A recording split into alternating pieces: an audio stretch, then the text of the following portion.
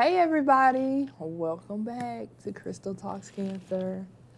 Today I have a very, very special guest for me, which is my husband, my support system, oh my goodness, y'all are gonna have a ball.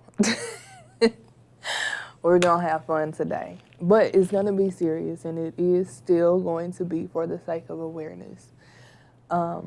So I just want to introduce my husband, Roderick. Hey babe, Hey. how are you doing? Hey. So pretty bummed right now. yeah, so it's funny, just a little add in. My husband actually had a knee injury, and so he has a torn tendon. So he's actually saving the day for me because the person who was scheduled to come today is not feeling well. So he was like, well, I'm gonna come with the bum knee. So if that don't tell you the amount of support that I have, then I don't know what to tell you. Because like we have crutches and stools and everything going just so that he could be here right now. And I want to say thank you, baby. I appreciate it. Oh, no problem, baby. Could you tell everybody a little bit about yourself? I'm Crystal Sesame, obviously.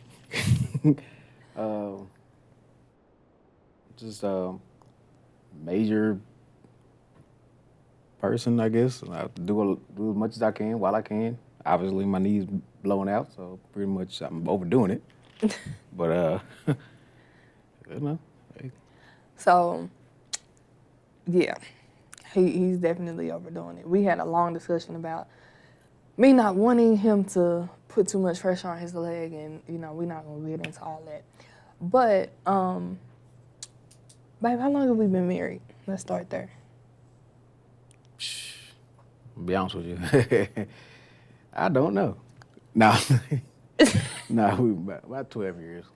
What? Married? Married? About 12 years. Married? Okay, if I'm wrong, I'm wrong. When did we get married, baby? I don't remember the year.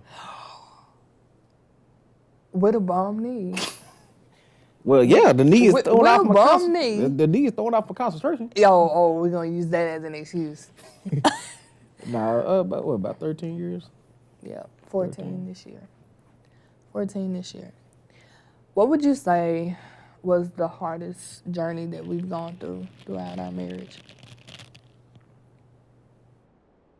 I'll be talking before breast cancer. We're talking, I would say that breast cancer probably was it.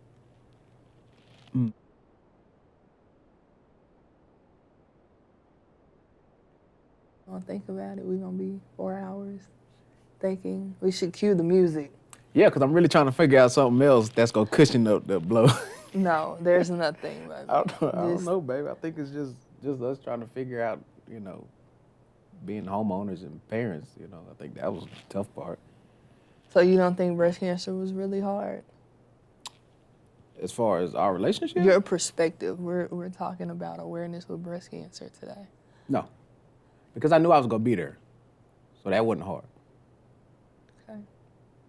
But as far as us, in that next chapter where we were like homebody, parents, kids going to school and stuff, trying to get adjusted to that was probably was tough. Okay. Yeah. So what was it like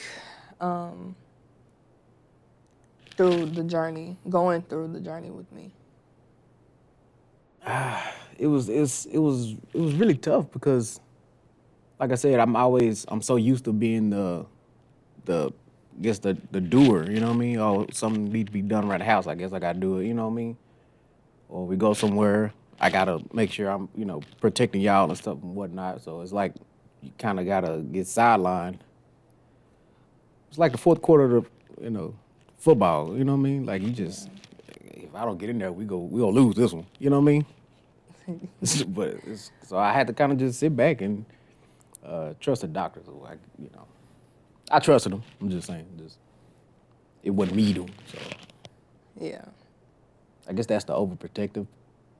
I'm gonna say overprotective, but the protective part of it, you know what I mean, or the supportive role that you're used to being.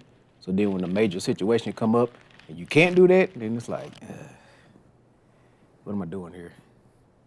Yeah.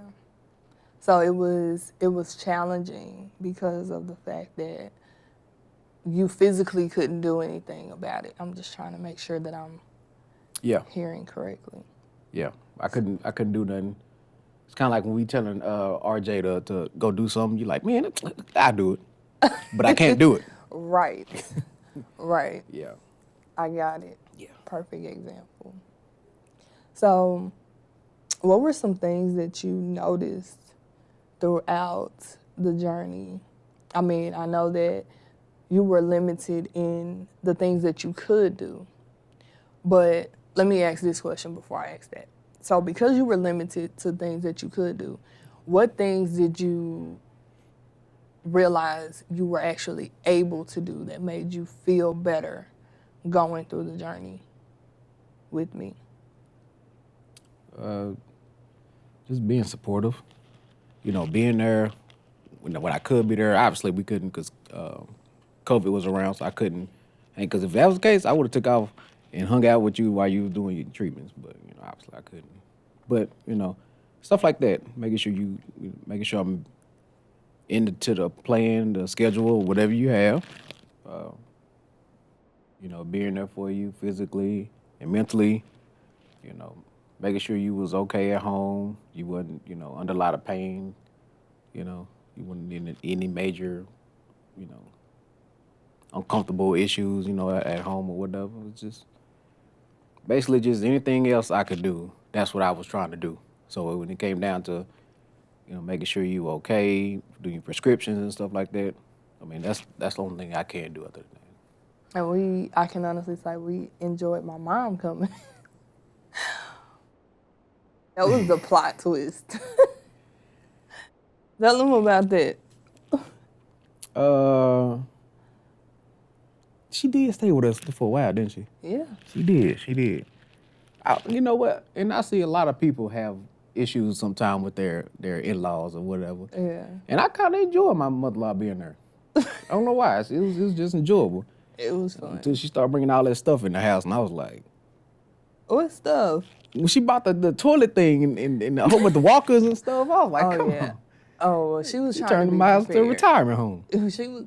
So my mom is a mother, and she always wants to make sure that if there's anything that I'm gonna need, just any mother, right? So she brought, and I actually needed it. I'm gonna be honest. You did. I did. To be honest with you, I might need it. I actually needed it, but these are the things that we don't really talk about. I had to sit on one of the assisted toilet seat things, but it was the actual one that you have to put over the toilet and then put the thing in the toilet so that everything goes in. Like it was major, right? So my mom made sure that we had those, and I had the walker and everything that I needed going through the process. And it was, to me, it was challenging on my end mentally, like having to have those things and having to be okay with having those things. But I feel like a lot of times, whenever I feel like out of control, even when I am in control of things, I still try to make sure that I'm talking to God and just letting him know my thoughts and feelings in that moment. So I think that's what really got me through a lot of things, just those conversations. But it's just crazy because I didn't even think about, the walker, your beard, and the mic. I might have to move it down. But I don't know. You brought back that memory. See, and it's funny because when you were talking about my leg and I asked you for help, because I know you felt uncomfortable. You had to wake me up in the middle of the night to come do your drains and stuff like that. Yeah. So that's kind of how I feel, a little bit. I mean, like I said, I try to, move around, see what my limit is. So when you're not around, and I know what I can do, what I can and can't do. But yeah. So now you see what I was talking about. Like, you like, why you just didn't ask me? You're like, I don't know. I just feel like this is actually this was not supposed to happen today, but I think this is the perfect time for it to happen because of his injury. Now that I'm thinking about it, because there's a lot of similarities that, like the mental part that I felt, you know, I had to have help even bathing, and I didn't really want to eat. Well, that, you know, that's different. You know, it's his leg, but he's like super independent at home. And I'm like, okay, well, I know you need help. Let me help you. Let me help you. You help me, let me help you. Like, I'm the wife. I want to help you. I want to make sure that you're good. And he's like, no, babe, I got it. I got it. I got it. I ain't got nothing for that. I have absolutely nothing for that. I'm a grown boy. This is what I deal with, people. This is it. This is what I deal with all the time. But you know,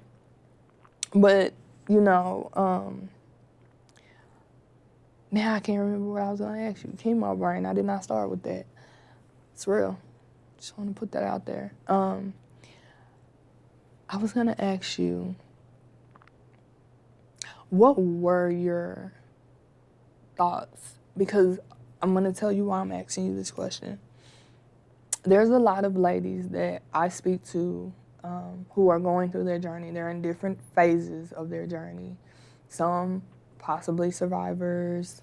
You know, it's different phases. I want everybody to be clear on that. Some have spouses. And whenever the question is asked to me, how did cancer affect your relationship? I say it made us stronger. For me, individually, I always say that it allowed me to break down those walls that I had up for a long time. Like, you were doing a good job of that. Like, he's been amazing throughout the years, forcing me to just break certain habits that I have. And what I mean by that, a lot of people don't know, like, I'm really guarded. I really find it hard to depend on other people, so to speak. Like, I like to take care of stuff. I've always been that way. But it's kind of hard when you can't in the moment. So I learned, like, okay, God, it's out of my control. All of this is out of my control. I can't do anything about it. I just have to go with the motions. And I have to trust that everything is going to be okay. So for you, what changes can you say the journey, our journey? I say our journey because it was our journey. A lot of people don't give their spouse credit. If your spouse is there, actively helping you throughout your journey, sticking by you through your journey, being amazing through your journey, make sure that you give them credit. Make sure that you ask them, how was your day? What is your mental like? These things are important because it's a lot. And I'm going to just speak before you answer that question about the fact that I noticed it was a lot for him. I remember, I don't know why this just came to me just now, when I was initially diagnosed. Like he said, it was during COVID. So it was me, my mom, and my husband. My husband decided that he would let my mom go in with me, and we were on video chat because they would not let 3 people in at a time. And Did I decide to let your mama go in? I thought so. I really don't know because, you know, I wasn't there. So at the point, like, I was not mentally there. I think everybody was kind of just like, what's going on? But I thought that y'all, I don't know. Okay, let me clarify that. But I noticed that when we were talking to the doctor, to my oncologist, like I said, we were on FaceTime, and I could barely, like, keep the phone. And I don't know if you noticed this, but I kind of noticed, like, her saying things, and then, you know, you put the phone down. And I just kept seeing you, like, you know, not trying to show emotion, or, you know, at least that's what I thought was happening. But again, when you're getting that diagnosis, like you're out of there. Like a lot of people, it's like a shell shock. Your body is in total shock. It's like you have this adrenaline rush and your mind is just foggy. Nothing matter. So that's where I was. Where were you mentally that day, if you can remember?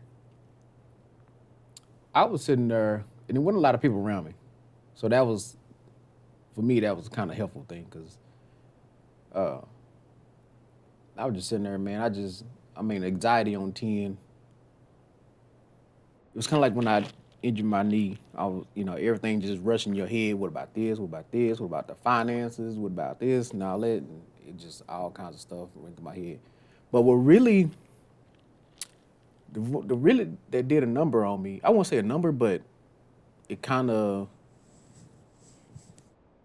I guess, kind of swayed me in certain ways. But when she was talking about like your pregnancy abilities, that kind of, at the point, the boys was, they at the time they were like 7, 9, I think. No, maybe 8 and 6, I think. Yeah, 6 and 8, I believe. And it's something we never talked about or anything like that, but it was one of those things where,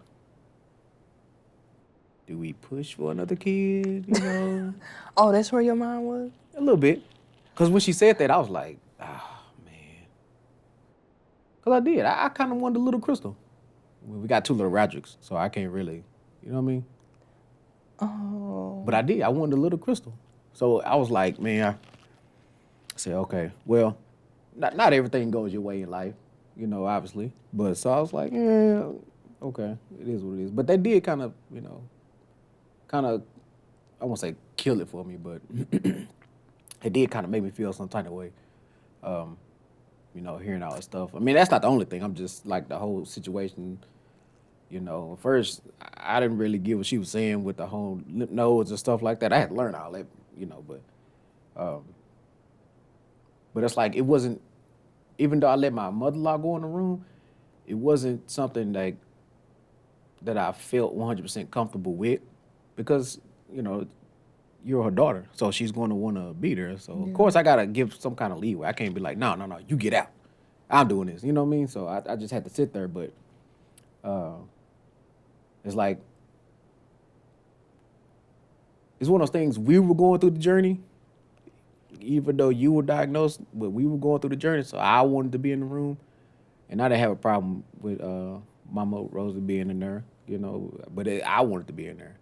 Yeah. But, as she was talking about it, it kind of, I said, okay, well, I've been a mechanic for about 14, 15 years, so I'm used to, like, if something's broke or if something happened in the process of repairing it, you kind of got to shuffle your mind. You got to figure out some other way. So during that time, I'm already thinking about, okay, well, we got to do this. Okay, we can do that. You know what I mean? Like, Yeah. I got to handle, I couldn't handle the emotional part of it. I had to get on the other side of it, as in, okay, the business side of it. You know what I mean? Yeah. Because I can't bring, I can't think straight when you're already emotional. I'm already emotional. So I'm like, okay, well, let me think of some stuff. Let me figure out some stuff. And I'm glad it worked out. You know what I mean? Like, as far as, us being able to keep a lot of our stuff. And we're not going to talk about the red Camaro. Okay. So, I mean, yeah. And the one thing that I do want to point out with what you said is, as hard as it is, and this is for the couples, again, as hard as it is, you have to make sure that you're balancing each other. A lot of people are like, oh, we 50-50, we this, we that, whatever. You know what I'm saying? Sometimes it has to be 60-40. Sometimes you got to operate at 60% because your spouse is operating on that 40. And it's just like that sometimes. He could not operate emotionally. He had to operate okay, we got kids, we got finances, we got this. Like the things that I'm not able to take care of, he had to take care of them. Yeah, kind of like in a strategical sense. You know what I Yeah. mean? And I learned, I kept wanting to ask about your mental. I think I did ask you a lot, like, how are you doing? But I don't think I got the answers. I think it was kind of like, oh, I'm okay. I'm good. We good, babe. And I think a lot of that was possibly, why was that? I ain't gonna even answer for you. Like, why do you think? Because every time I asked you, like, how you were doing, it was like, I'm okay. We're good. I think most of that it stems down from just the masculine part of a man. You know what I mean? I'm straight. Nah, I'm cool, man. I don't know. You know what I mean? Yeah. I think that's one of the things to it. So I gotta accept that, as being a big factor. But mentally, I mean, I wasn't that bad, I would say, because I was already kind of working out in my mindset. You know Well, what I mean? you started. So let's start. That was a point that I wanted to bring up. That's a point. I did, because I was biking a lot. I was biking, and then I went vegan. All of this Was that happened. before? No, all of this was after I was diagnosed. Okay, I did. So yeah, so I was kind of already. I guess I had that. I had the fitness and getting the self love back and all that stuff in my body, whoop de woo. But I knew I was gonna have to pass that on to her when she got ready to kind of go on about, and as far as eating right and taking care of yourself. And then I mean, we had the silver lining. We had the financial silver lining that we needed, assistance and all that. And so I didn't have to worry about that. Wasn't a big factor. I guess it was just trying to take care of you. Just trying to make Yeah. sure you were okay. I was okay. Mentally, make sure the boys got, what I mean, where they Yeah. trying to go. So I didn't really have time to worry, and because it wasn't nothing to worry about. God had it. I just had to make sure I was where I needed to be, would do what I need to do. But And when you really think about it, like when he say we had the financial silver lining, and I tell this to a lot of the ladies that I talk to, God sends you people. He sends things in his timing for a reason. It's a reason for it. You just gotta pay attention. And like he said, I have to make sure that I'm doing what I'm supposed to do so that when that time comes and that thing happens or whatever, I'm available.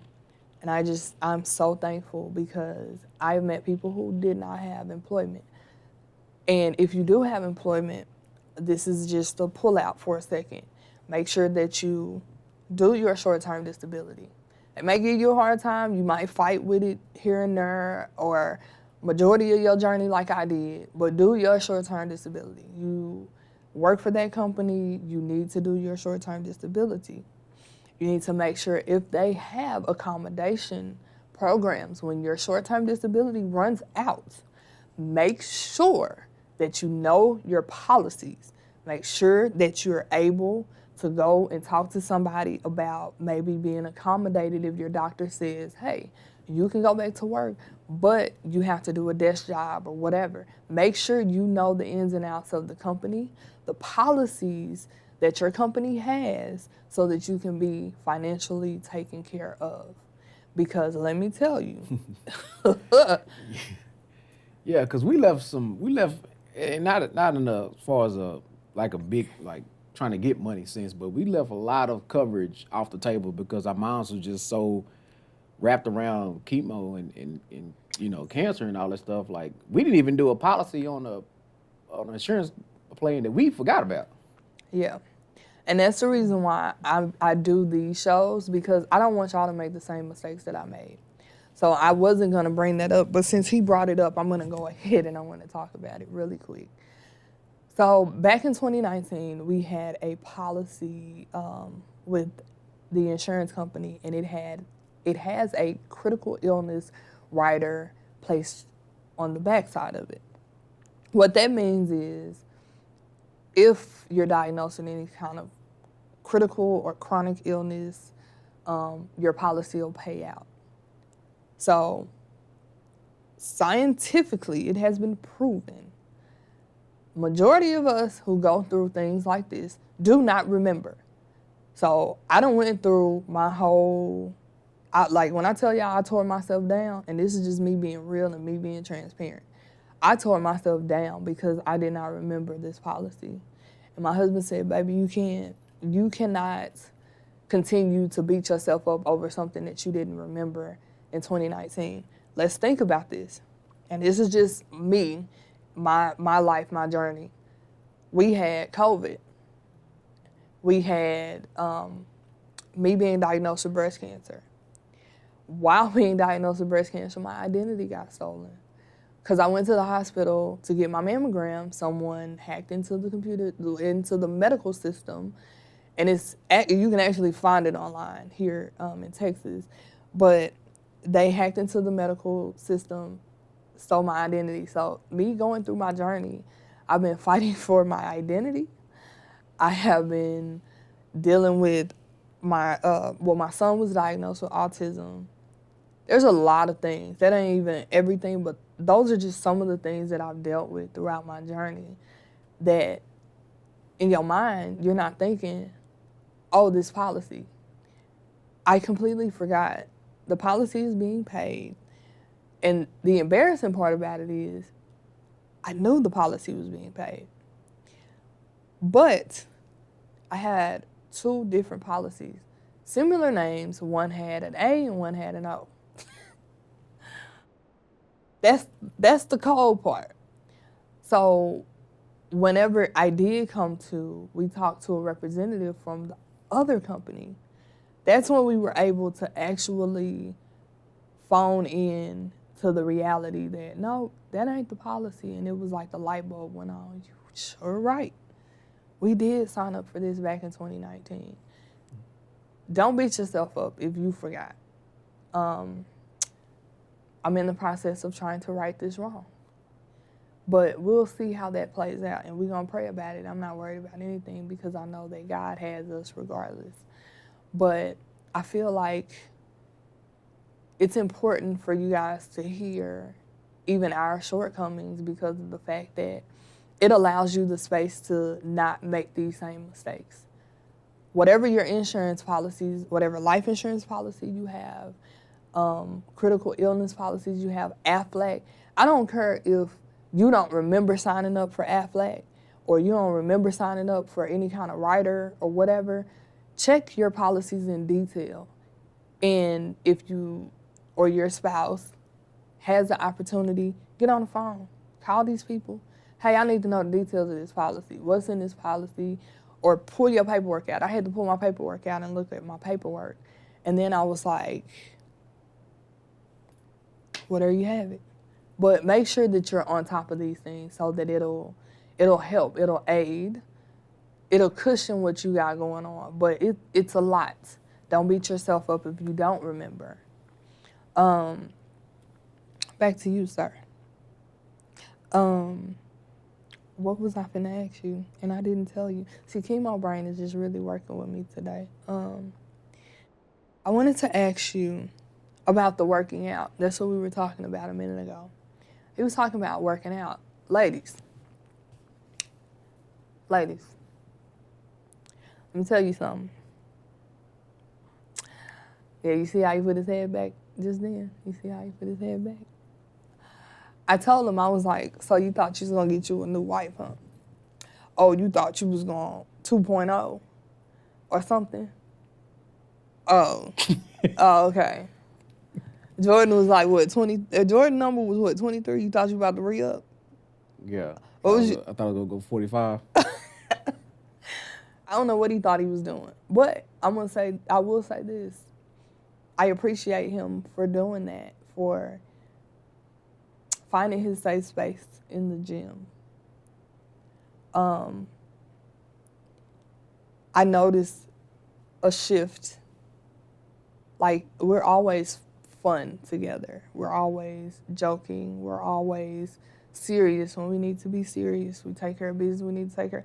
But it's never, like, tense. It's really, we rarely have very tense moments. And I thank God for that.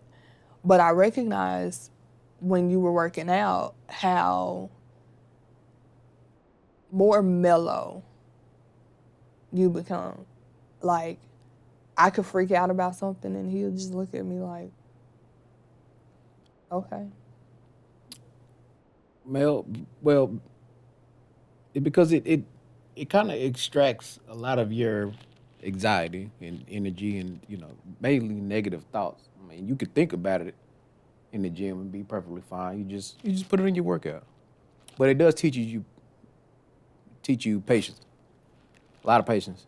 So me just doing that, and then it was like she said, it was my safe haven. It was a spot where I can go and just kind of release whatever I have in my mind. Come back home and I'm fine. Did it. He did it. And when I tell you, I look at him now in comparison to when we first started going through the journey. Of course, my body went through changes, but his body went through changes and he has more energy. I can tell he feels better about himself, and the self-love is definitely there. And I appreciate. I also learned how to cook pretty good. I will say that. I will say that. She bought me a smoker, and that just elevated my cooking game. But it taught me to kind of take care of yourself, dietary wise. Take care. Watch what you're eating. Don't pig out every time you eat. You know what I mean? So that was another thing that I had to, help her. I had to make something or find something that she can eat.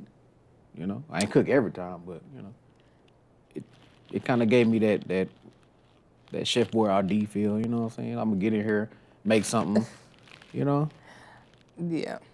And he does throw down real well. You hear me?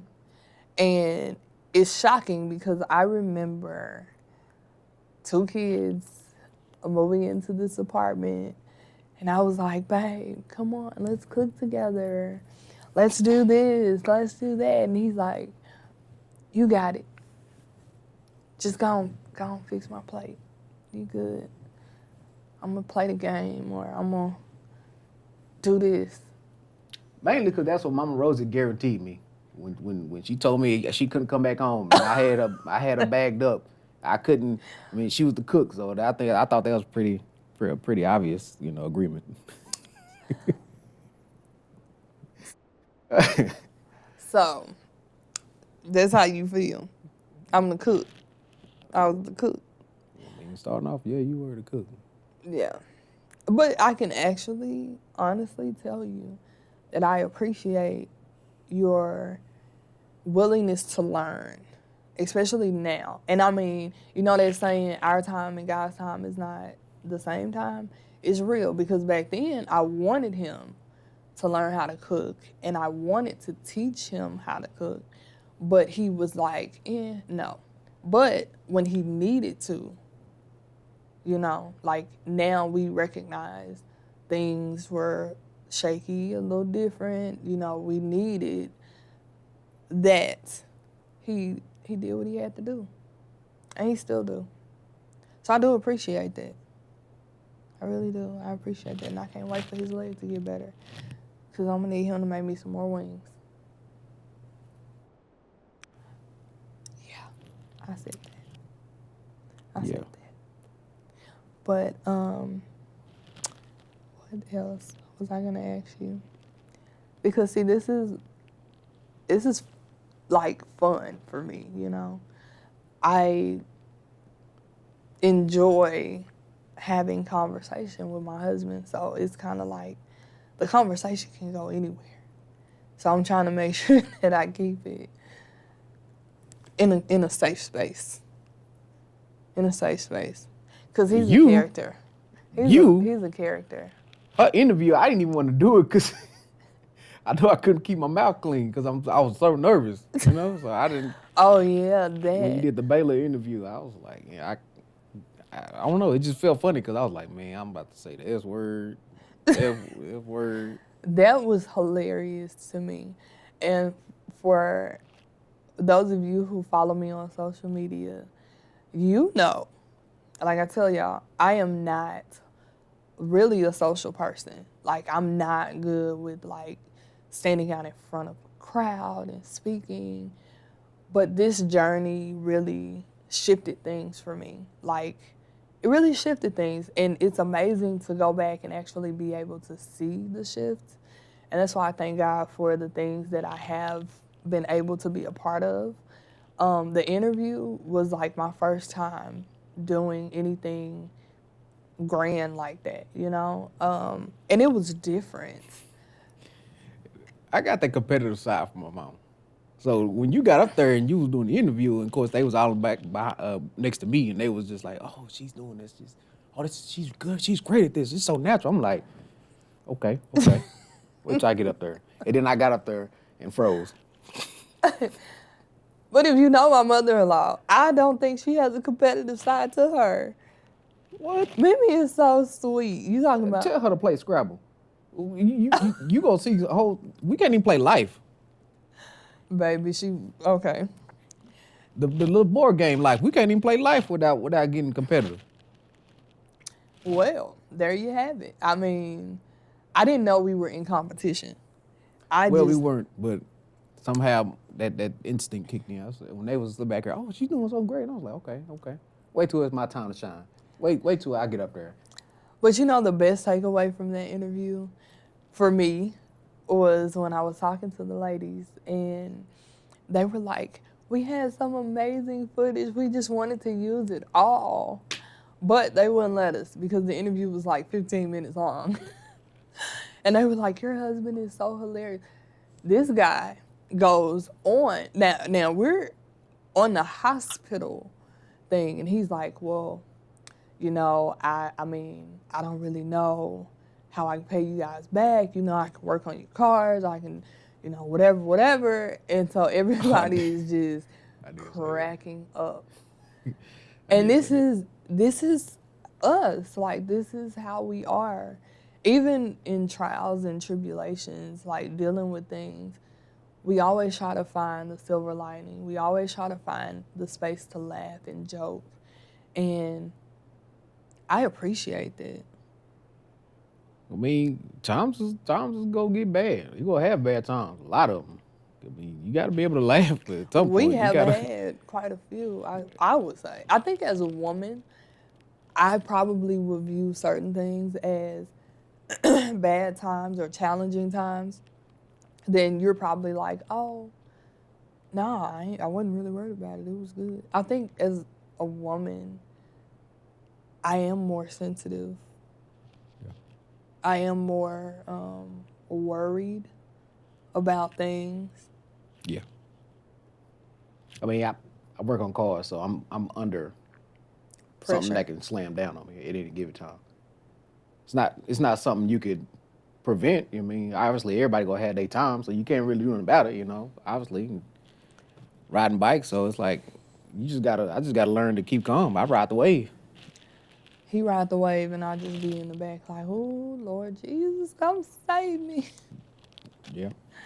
That's literally, like, you know, he rides the wave and he trusts God in the process, but I be like, God, what we doing?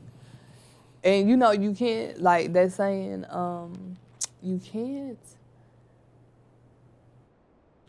give God the wheel and then you have to give God the whole car and let him drive. And you can't reach over from the passenger side and try to take the wheel. He know what he's doing. You just gotta trust and believe that he knows what he's doing. And I've learned that going through everything. And I still try to combat that. You know, that word anxiety and depression is thrown a lot. Dealing with everything, like the mental stuff. And I'm gonna be honest, like going through, there were things that I didn't want to say to you about my mental, because I felt like that was dumping on him. And he had enough going on. Like, you have to think about all the other stuff that's happening around us in our reality at the moment. Like, I can't dump on you, because if I dump on you, then that's going to be even harder. That's where therapy comes in. So, ladies, gentlemen, whoever, whoever it is that's going through, you don't have to feel alone, but get a therapist, because you're not going to want to dump on your spouse because of the fact that you're going to recognize really early on that there's a lot that your spouse is going to have to go through. And I suggest even spouses having therapists. I do. I suggest it. I think it's a good idea. I think it's a good thing. Yeah, I do. You know what? I could go to work and I could talk to my circle. I think that was my therapy session. I got a small little circle, maybe 3 or 4 guys that I kick it with, inside of work and outside of work. And they're also career-oriented fathers, so I think that was my therapy session. Besides gym, besides riding a bike. So Yeah. I didn't have an actual therapist. Not saying that you shouldn't get one. If you can, it'd be great, but I just didn't have that option because I know I wasn't gonna pay for it. This is one of the other financial realities to dealing with. Pull it down, baby. Yeah. I think it's just My shirt's getting too small, y'all. Yeah, it's all the working out. Yeah. Yeah. I do want to, cause we start talking, and like I said, the conversation just goes. I can't remember exactly how many, and I want to say almost every last one of my chemos, especially my TCHPs, you would pick me up after work. I would get dropped off in the morning. They would pick me up after the fact, because that was the chemo that was really hard on my body. So, at one point it was hard for me to walk from one side of the room to the other. And so they would come and he would pick me up afterwards. And I would just remember every time he's like, woohoo, one down.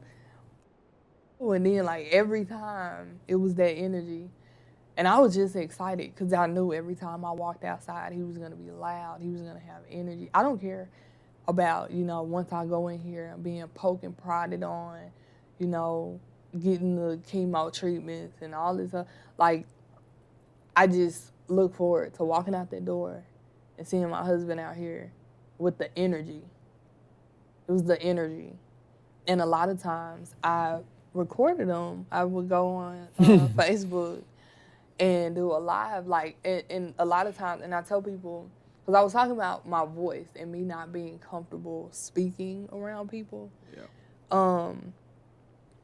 This season, I believe, showed me that I have a voice and that my voice matters and the things that we go through matter. And not for the sense of we go through it for ourselves, but the fact of the matter that we go through things, and we go through things so that we can share with others, so that maybe they don't have to go through the things that we go through. So me talking to the ladies and, some of the spouses that have, to walk with somebody through this journey, it's a lot.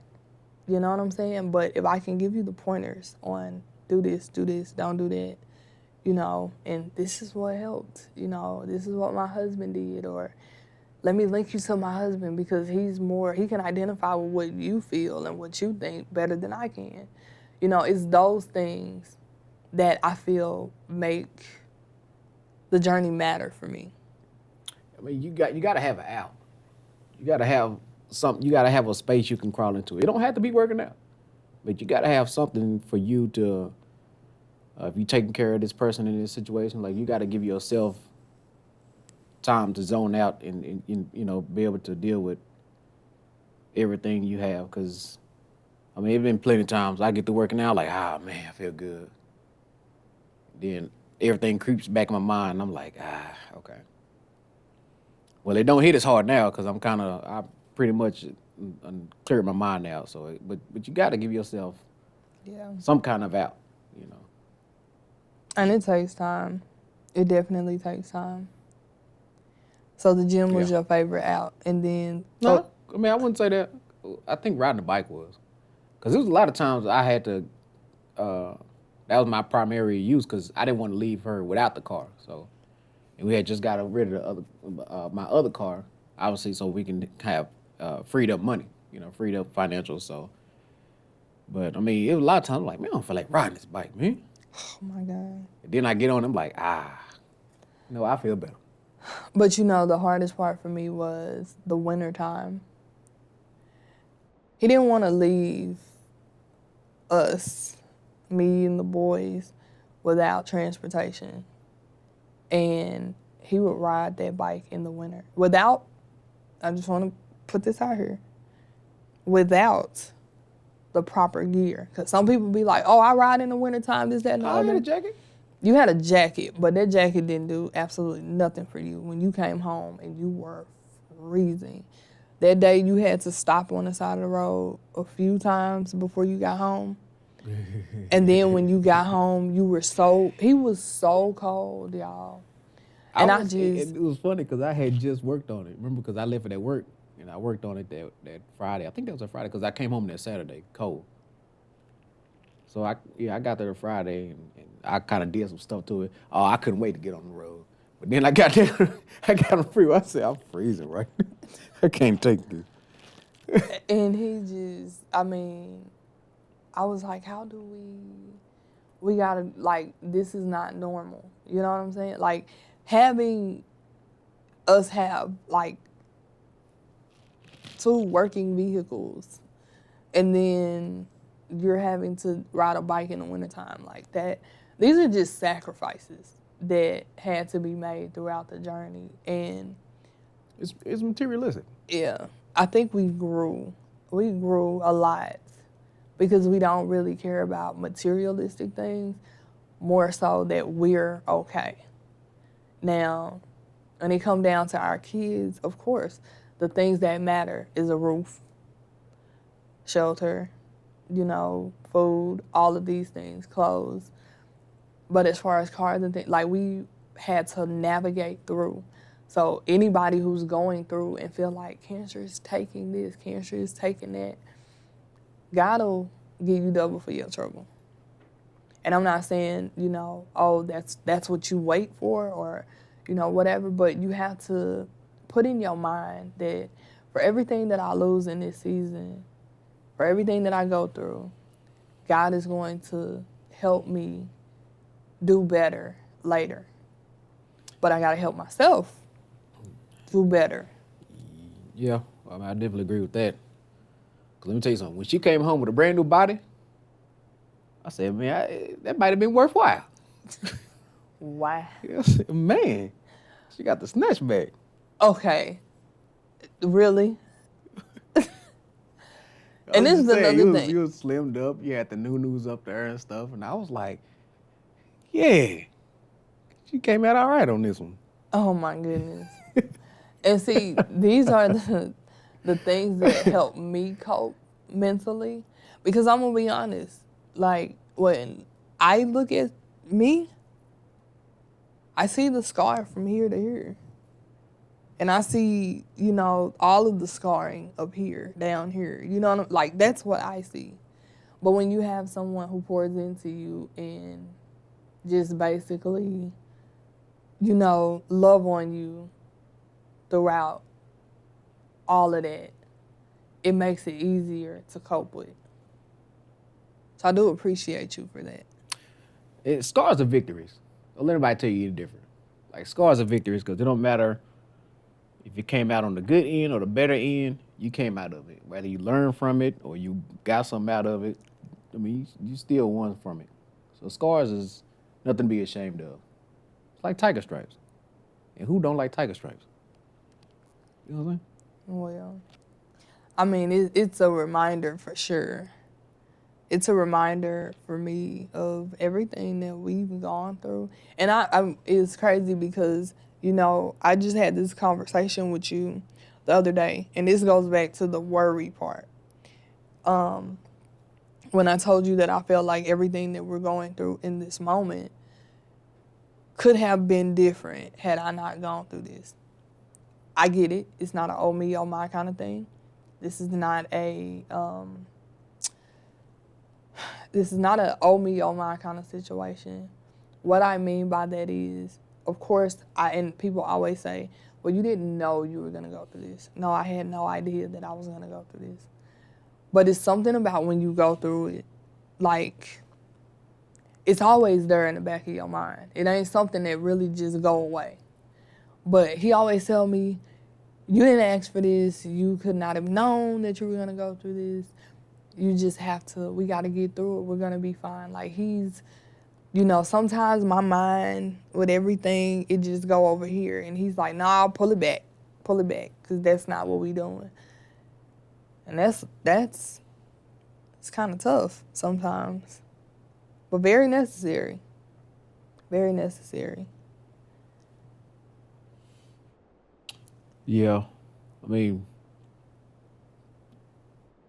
just to circle back what you said. I mean, like, you're right. I mean, you got other stuff that you could be, doing. You can't dwell on something from the past. I mean, the only thing you do is just learn from it. But Yeah. And we've definitely been moving forward intentionally and changing things. What are some things that you would say that you learned from the journey? man, being able to think under pressure is probably one of the biggest ones.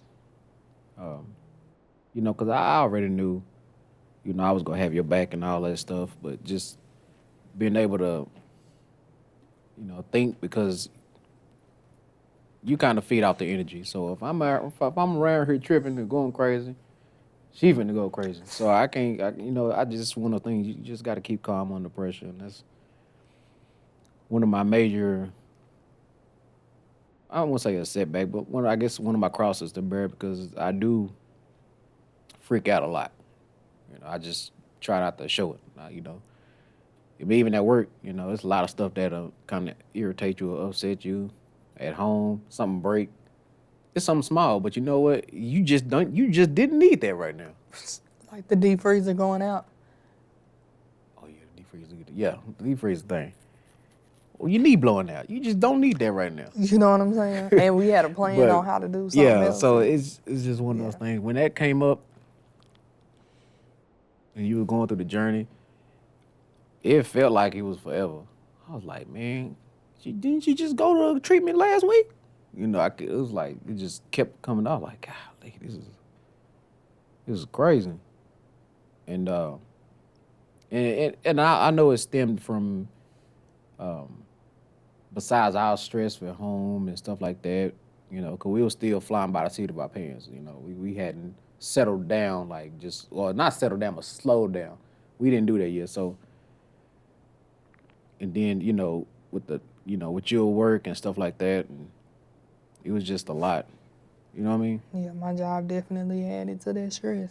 Yeah. So we had to change the dynamics of our marriage, just in order just to survive, just to keep going. Not saying it was moving in a bad way or anything like that, but just a lot of stuff we had to do differently, and we really had to focus on that. It wasn't just a mindset thing. It was just focusing on that stuff. Yeah. So Yeah. And that was kind of what I was saying earlier about sometimes you got to do the 60 and the other party has to do the 40. I feel like everybody. I mean, I wouldn't say everybody, but I mean, I don't think of it as 50-50. I think of it as 100-100. Like you do what you can, and they do what they can. So when y'all do it together, I did all this, I couldn't do this. Okay, I'll do it. You work out like that. I don't get into the whole, oh, dude should do this, woman should do that. I mean, just whatever works in y'all household. Well, you but just said that my mama said that I was the cook, but now you saying well, that was something starting. different. That was starting off. So yeah, and that's to go back to the 100% thing. See, that's what you do. You cook. You cook.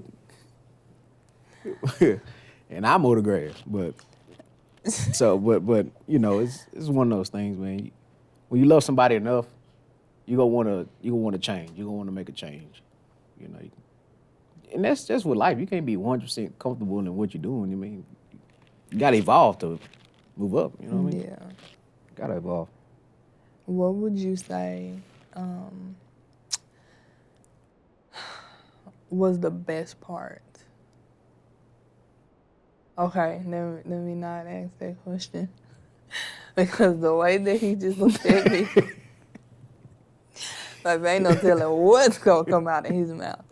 I'm just going to leave that where that is. I'm not going to ask that question. We're not going to go there on today, okay? But one of the other things that what was really major was I got a chance to see her put trust in me, whether she wanted to or not. She had to kind of accept it, like I have to let him take care of the stuff. So that made me feel a little more better. It would put more on my plate, but I guess that to each his own. You know, some people like more responsibility, some people don't. You know. Yeah. I'm more of a builder instead of a buyer, so it was, you know, for me, it was just able to, you know, able to shine. Watch me do my thing, type, you know. So, do you not feel like before I didn't entrust you? No, I didn't think that you didn't trust me, but it was just one of the things where you were forced to slow down, and now you had to look to me, or I mean, for your mother, my mom's, you know, my mother-in-law and stuff like that. But just mainly for me, like you had to slow down and let me kind of help you. You know what I mean? Yeah. So that did make me feel a little better. You know, not saying I didn't feel, but it just kind of gave me a little bit of boot of confidence. You know, Yeah. because you had to, and that's tough to move that final wall down to protect yourself. You gotta really rely on somebody. You know what I mean? Really Kind tough. of like kids. You were a kid. Cause you look at that little person, you like, oh dang, they depend on me. I love them. It's kind of like that. So I was like the little kid that looked up at him. I mean, and you did an amazing job. I do want to give you your props. You did an amazing job. I don't like the fact that you throw certain things in my face, though. But you did an amazing job. I'll just give you something look forward to. Every now and then, I'm not going to say what it is, but every now and then, he's like, well, I remember I helped you. I'm like, so this is what we doing every time? You know, don't forget. And I'm like, okay. Fellas, see, you use that for when you really want something. You gotta think ahead. So that's what it was. We're not gonna talk about the time. I ain't asked for nothing. We ain't gonna talk about the time you made me fall into the doggone shower. Now let's be very transparent here. I told y'all we gonna have fun. Wait, did you fall in the shower? Did I let you fall, or did you? So wait, you wanted me to catch you, but the door's closed. No, when I was getting off of the seat, and you let me fall forward. That was not funny, bro. It was not funny, but when you look back on it, it is hilarious. It was hilarious. It was hilarious. And the sound that your head made on the window, boom. I was like, Okay. I know, baby, that was tough, but I could not hold it laughing. I mean, I tried so it's hard. not funny, but it is. I tried so hard to hold it laughing. And when you told your mama, that just made it worse. So I'm gonna tell y'all the backstory because these are the things that you're gonna notice. Like in the moment, they're not funny. Jordan missed some shots, you know. In the moment, they're not Shots. funny at all. You're really just going through the motions of things, but you got to find the humor in everything. So I was getting up off of the throne, and he was kind of helping me. And I don't know, one thing led to another. I had drains everywhere. I think I had drains at the top. This was when I had deep flap, right? Nah, you had a deep flap. Oh, I had. That's not funny. Really? I had my double mastectomy. Why you bring this up, bro? Because I had my double mastectomy. And I get up, I don't know, I was weak because of treatment. And although it's really not funny, but again, you're gonna look back and you're gonna laugh at certain things throughout your journey, and that's okay. I mean, you couldn't have did it any better than what you did. True. You know. Could have called my mom in there to help me, so maybe I wouldn't have bust my tail. But you know, it's neither here nor there. But considering the situation, you know, you had the drains on, and you was kind of already weak. Like, I mean, I thought it was professional. Like, you didn't just, you know, just full on fall out. You know, you kind of controlled yourself going down. You know, I hate that you bumped your head on the wall on a door, but I thought you did all right. Oh, I was fussing, y'all. I was fussing. Oh, I was fussing. And I didn't trust him after that for a little bit. I was like, nah, he trying to take me out. He trying to take me out. You know, I gotta wait a minute. You know what? Now I see why you dropped that bottle on my knee. That's crazy, y'all. I'm laying there on the couch, all comfortable and stuff, and I asked for a drink. She dropped the bottle, boom, right on my bad knee. No, I didn't. Don't say it like that. Don't say it like that. So I handed him a bottle, but it was like really close to his knee. And honestly, I forgot. But that's different. It's kind of the same thing. No, it's not. It ain't kind of the same thing. I forgot to be there for you. I forgot to catch you.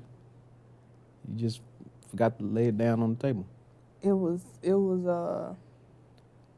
It's a lot of stuff, you know, that we go through that's challenging, but you find the humor in it later. You ain't gonna stay mad about it forever. And it's the bright side. I would not have wanted to do this journey any different, like with anybody. My mom, my husband, my girls that were there with me going through treatments and, you know, certain things, helping out. One of my friends actually, you know, would come pick me up and take me to treatment sometimes, where he would pick me up. Like, when I say God sent people, and it wasn't the people that I thought was gonna be there. The people that I thought were gonna be there wasn't there. But it was those people that God said, okay, this is gonna be your team. Now, mind how you handle your team, because these are your people. I'm sending you these people for a reason. And I must honestly say that I would not do anything any different. Because I had good times, even dealing with insomnia. You know, I have the emotions, and even now, like the mental, I still go through the mental things, but I wouldn't change it. And there's also some stuff that I knew I had to let her go through on her own, like mentally and all that stuff. Because there's no right answer. You know what I mean? So it was a lot of stuff. Like when you did have insomnia, you would get up and you would kind of flip through a couple scriptures and stuff. I knew I had to let you do that. You know? Because for one, I needed sleep. Because I knew it was going to be a long day. But, and two is you have to find something that'll help heal you in that time, heal you mentally. So, of course, there's a lot of stuff that I couldn't do that I knew, you know, I could just easily step in and do something. But it's like sometimes you got to understand when there's something that they got to figure out for themselves or their mind or think about for you know what I mean, on their own. So it's just one of those things. When you said that, I kind of thought about it. Because insomnia was one of them I dealt with all the time. How did you react to me not wanting to eat? My mama fussed at me. when you started the treatments? Yeah, when I was doing chemo, my mama fussed at me, y'all. I mean, I kind of understood it, you know what I mean? Because like you said, your taste buds was altered and stuff. So I really didn't like just, drill you on eating and stuff like that. But I feel like I should have had, hey, baby, you do need to eat this, eat that. You know what I mean? Did I ever tell you my thoughts about that? As far as what? As far as how I realized what I was asking of Aunt Willie. When I was in that seat, it was different. No, you didn't. So my aunt had stage 4 colorectal, and it spread to her lung and her liver. So I remember I was pregnant with RJ, 7 months, Were you? 7 months. I was pregnant, big as a house. I remember getting up off that floor just because I wanted to be in the room with her. But going through this journey, I took a step back to kind of pay attention to where I was in that time with her.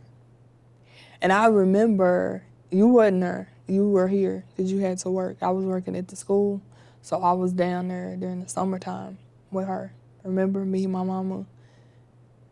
So Roger was born. No, Roger wasn't born. I was pregnant.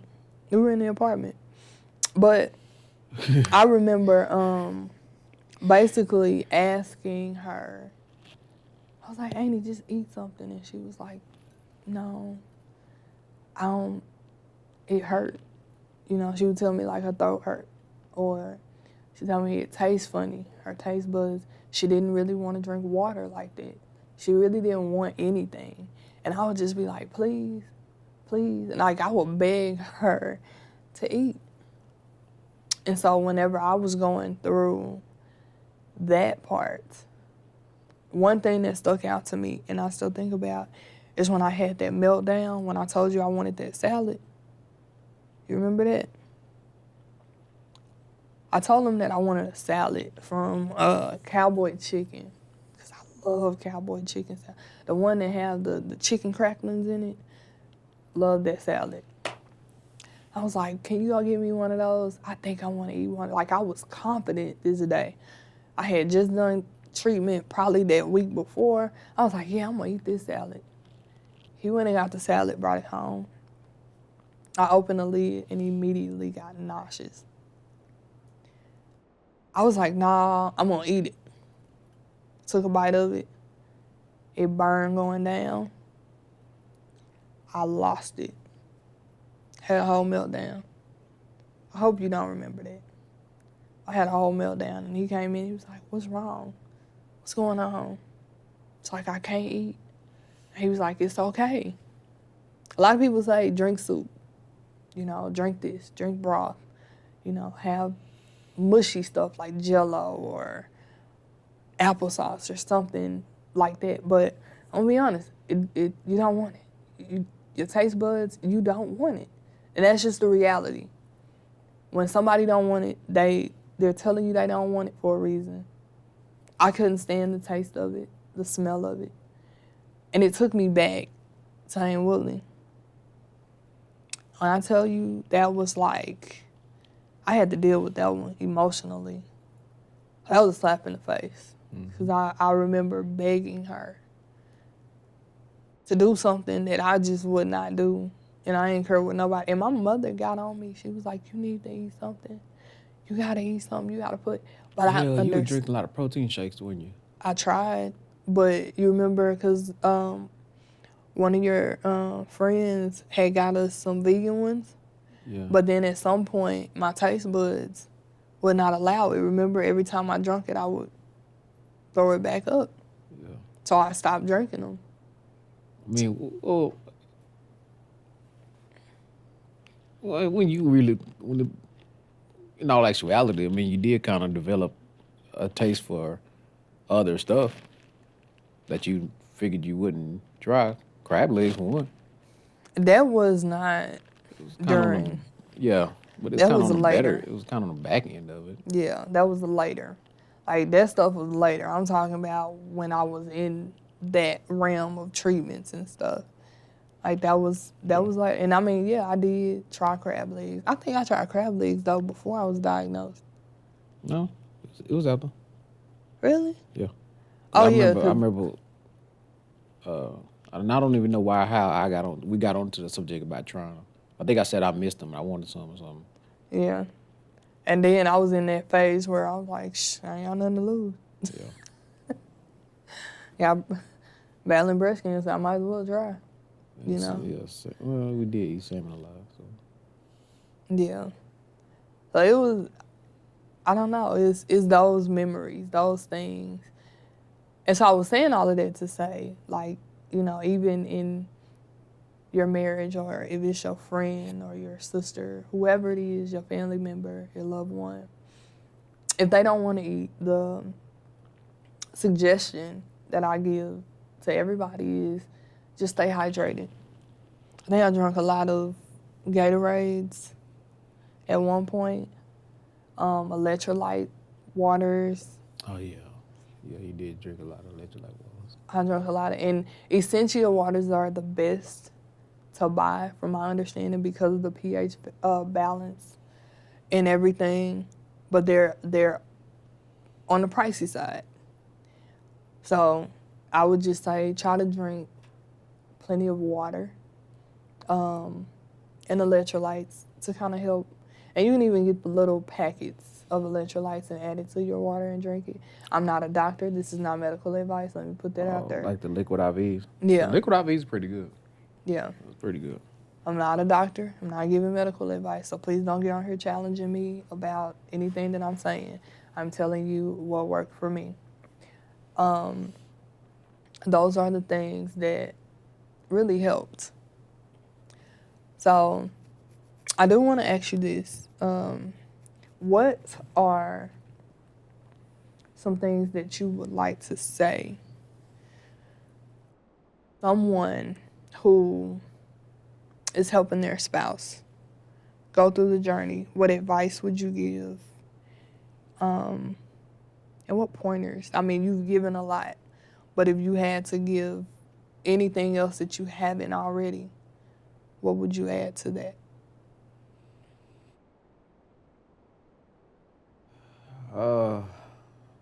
Keep calm. Because you can't think logically if you're freaking out.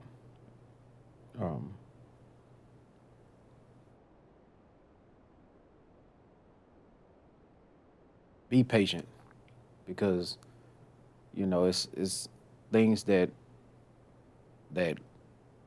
you need your spouse to do, eat, take, sleep, but it won't. It's not working for them. So you gotta understand. You know, you gotta see what. Don't just see them going through that, but see how they feel when you're going through it. Because like as much as you're freaking out, they're freaking out even worse because this is their life, and you just gotta support that person. In all actuality, it's a choice. It ain't something that anybody could just force you on. At the end of the day, if you want to be that person that you took under your vows, then that's your choice. So ultimately, if you feel like you want to do it, it's gonna feel overwhelming. That's not something that you will make an excuse on or back out on. You know what I mean? We ain't no supermodels, so you can expect to have, your downsides. Same with me. I don't look my best all the time, you know what I mean? But I mean that's just it. You just going through it with that person. So if they going through it, you going through it. So you just gotta make sure that if they good, then you good. So don't get it to the whole thing, buying into all of the negative aspects of it. I mean, because it's just for you. It's not even a test. It's just you doing what you got to do as a spouse. You know, like I said, it's a choice. You choose to love that person, that's what you got to do. You choose to support that person, you got to support them. Same thing if the shoe was on the other foot. You gonna want them there. It could be anybody. but you gonna want that person there. You know, you could have a cousin that take care of you, but you know, your spouse, you gonna want that from them. You gotta understand they can't do everything. You know, I couldn't do everything. She knows that. Even with my legs, she can't do everything, and I know that. But I definitely think it kind of goes back to however y'all living before then. You know, did y'all hate each other? 'Cause, you know what I mean? You know, that matters. But uh, like I said, man, it's something that you know you got to look to God for. Also, you know, First you and got to give me foremost. you gotta give me the strength. You know, the mindset to deal with this. You know, not everybody could acquire that mindset on their own. Even me going to the gym, I couldn't. But that's just something you got to kind of, you know, talk about. Yeah. You know, sometimes you do got to get off of your head and, you know, really just ask God for help. That's one of the things I did, you know, in the gym. Like, man, you know, what you want me to do here? You know, I had them conversations a lot even now, especially because a lot of people don't, and you know, we're not going to get into it today, but a lot of people don't know, like, we try to be light about things that happen. I'm more emotional. I'm more of a, used to being able to make things happen and take care of things. And like, I'm more of that structural type of person. So any certain things that are not in balance messes with my anxiety. And I don't want to claim anxiety, so I'm not going to, I said my anxiety, but according to my doctor, it messes with the anxiety. But I'm learning God had us then, so he's going to have us now. And everything that we've gone through, that we've overcome, it's a part of the plan. The tests and trials, like, y'all would be like, what? My therapist was like, y'all don't even, like, what? I have a therapy session tonight, and I text her. Yeah, I text my therapist. Baby, it gets real. It goes down sometimes, you hear me? But I text her, and I was like, yeah, we can reschedule. My husband had a knee injury, and I have chemo, or I have Zometa infusion on the same day as his surgery. Like, anxiety was really on top of me, but at the same time, my therapist was like, y'all don't deserve all of these trials that y'all are going through. Like, she was like, it's like one extreme after the other. And so I sat with that for a moment, but then I thought about it and I said, well, sometimes God will allow you to sit in it for a while because he wants you to be able to appreciate it when he brings you out of it. So we're in that, I feel, that sitting in it phase still.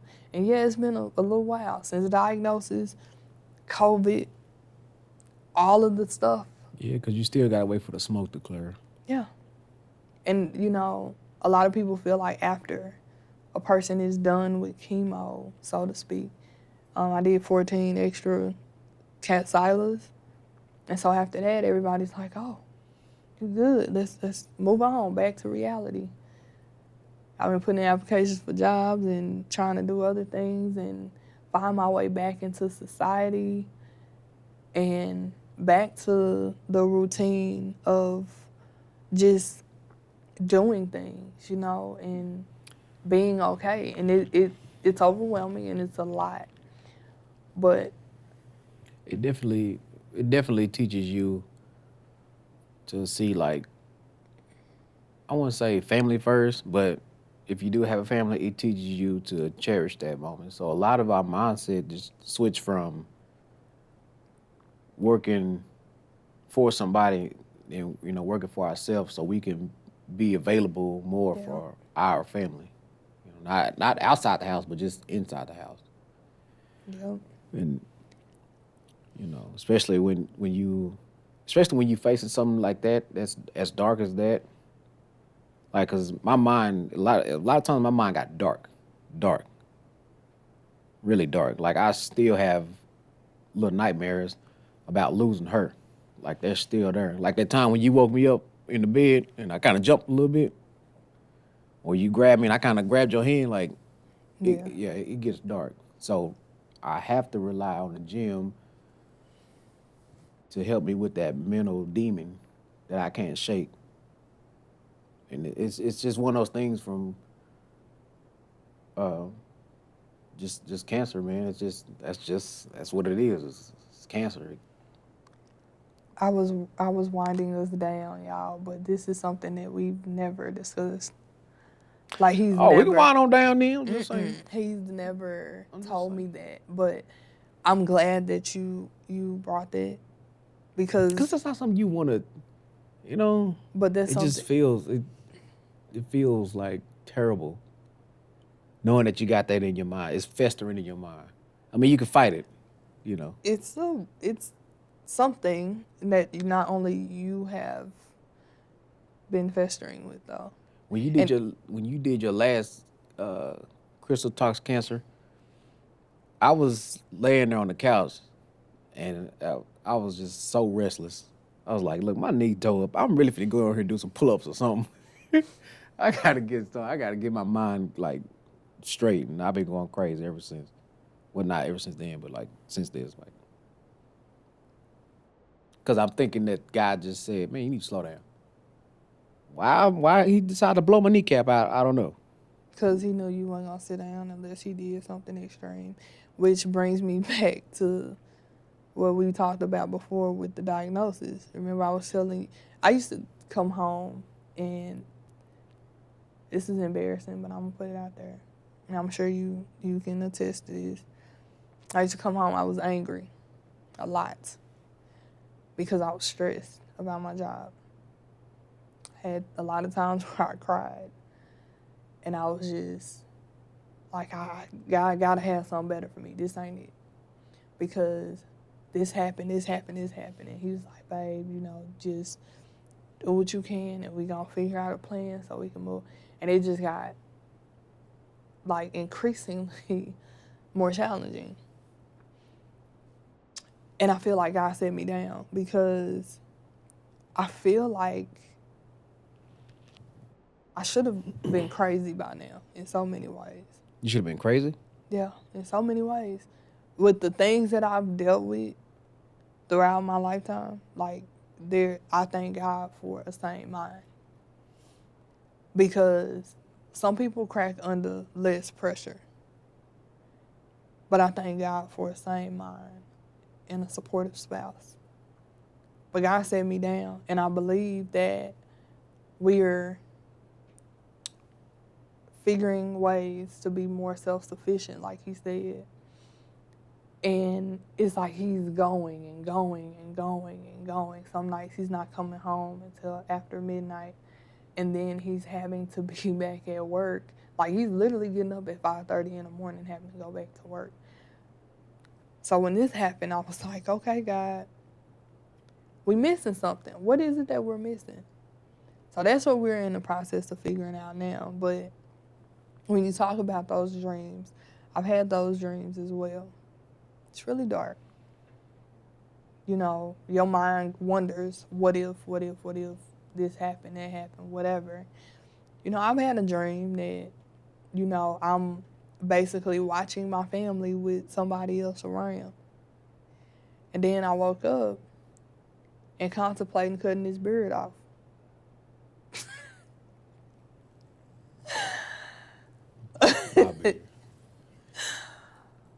What does the beard have to do with it? I mean, I don't know. But it's like, I just, I've had those. That was a joke, but I've had those dreams where. So you want and I ain't going to say dream, so you want to be ugly? nightmares. I had those type of nightmares that really mess with my mental. But I fight through them because I'm like, the devil is a lie. And it's a lot of reading scriptures and praying. And all I can tell you is, I'm so glad you're here with me, baby.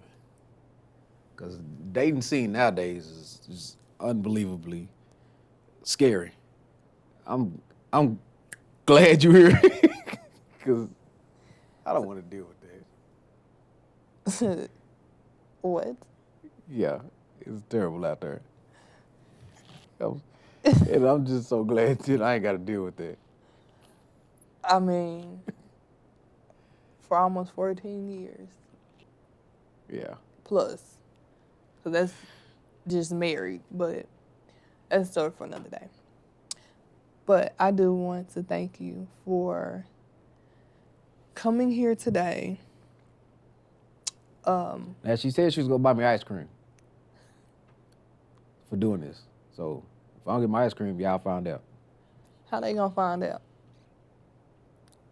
I go under the comment post.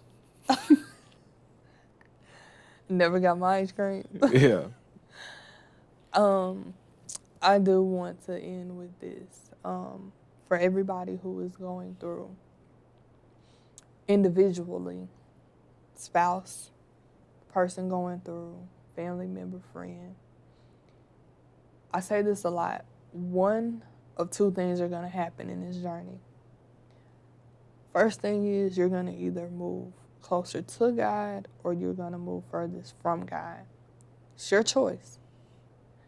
So one of two things are going to happen. I suggest you find all of the positives and even the worst of the situations. Keep your mental intact. Pray for your spouse, your friend, whoever it is that's helping you get through. Pray for them people too, because it takes a lot for them to sit back and watch what you're going through. It takes a lot. And for them to be there and honor what they said they were going to do for you as a friend, as a spouse, as, a mom or whatever, for them to just be there in the present and not calling you for whatever reason or not checking on you, for them to actually be present, that's a lot on them. And you don't know what they're carrying. You don't know what's going on inside their head unless they really talk about it. I want to start these conversations. This is why we're doing this. This is not going to be the last time that y'all see my husband, because these conversations have to be had from a serious marriage perspective. We're not perfect by any means. Like, we're not perfect. We have our flaws just like any other couple, any other marriage, whatever you want to call it. But at the end of the day, we remember what we said to each other 14 years ago. And on a side note, we have nothing in common. We don't like the same flavor of food. I mean, drink. Like, we have nothing. I think the only thing we learned that we both like is Body Armor, the orange mango flavor. Really? That's it. Really? Because see, I feel like we are so different. I think he's trying it for a moment, because a lot of people say that when you don't have anything in common, that it won't work. But the reality is, if you love somebody, then you learn to love some of the things that they love because you love them.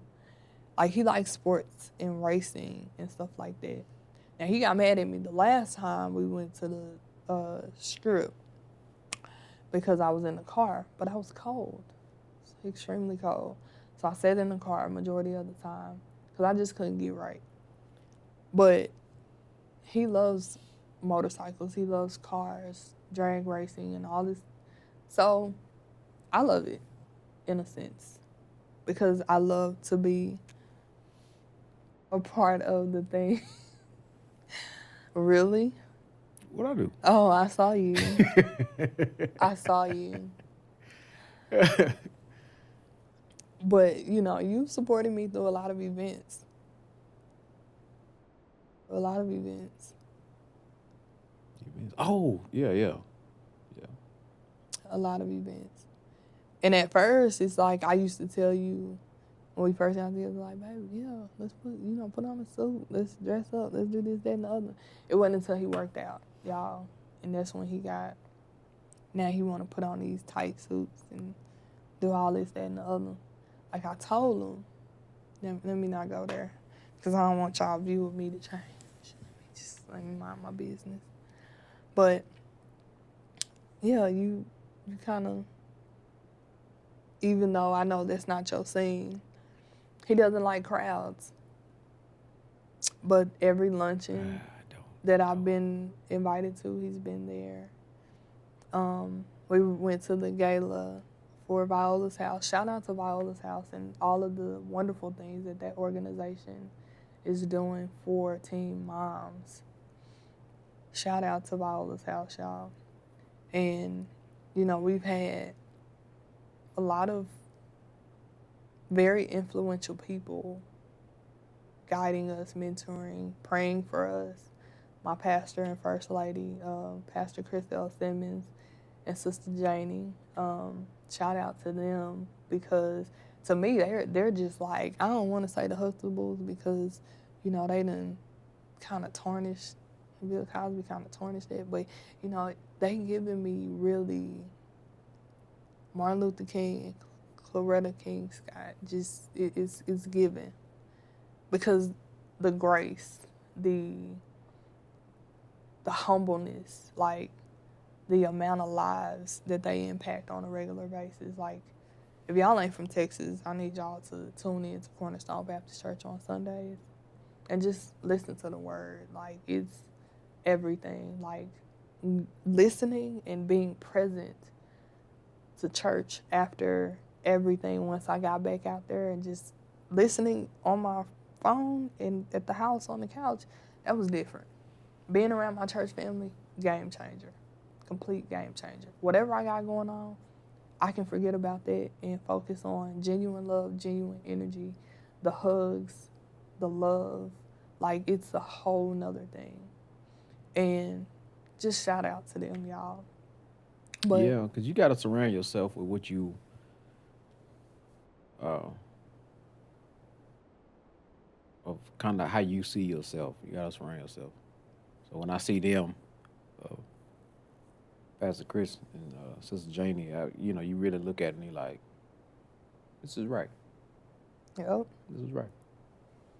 I never, and it's so funny, and I know we finna leave, but when I get on them, y'all, yesterday we had a market day, and I went to the South Point Community Market in South Dallas. Go there, get your fruits and vegetables. Let's keep those dollars circulating in the community, okay? But we went there, and Sister Janie went in, and she went to grab her things. She grabbed her things, and she went back to the car. Pastor Chris, he was sitting in there just kind of chatting with everybody. He hadn't seen my brother in a while, so they were chatting. Long story short, Sister Janie was just sitting in the car, gracefully just sitting in the car, just waiting. And he jumps in the car, and they just drive off. And, you know, it's not like, it's like when you don't really have that example of a strong marriage, or, you know, just a positive, godly marriage, and you see it, sometimes you got to see it. You know what I'm saying? And for me to have seen it over the years, even in my absence from church, being at work, I still was able to see it through the messages, through the things that I seen on social media, through the interactions that we had. I was still able to see it, and it is a blessing. So shout out to them, and just for being an example and creating opportunities and everything for the community and everybody, man. Like, they are amazing. But I'm not going to hold y'all any longer. I want to thank you all for joining us again for an episode of Crystal Talks Cancer. Babe, I'm going to think about that ice cream, because you kind of violated me a couple times in this. I guess I should have did the terms. You know, he kind of, I don't know. I think you did good. I think I'll get you ice cream. I might get it. But you violated me a couple times. Let me tell you this. If you don't, and this is from 14, 13 years of marriage, I know how to get on her nerve. And I choose not to. Now, you remember what I did for you, like, So I'm going to get him ice cream when we leave here, guys. But I do want to thank you Thank you so much for tuning in. Thank you for your continued support, and I look forward to talking to y'all later. Bye. You ain't gonna say bye to my people? Bye. See you later.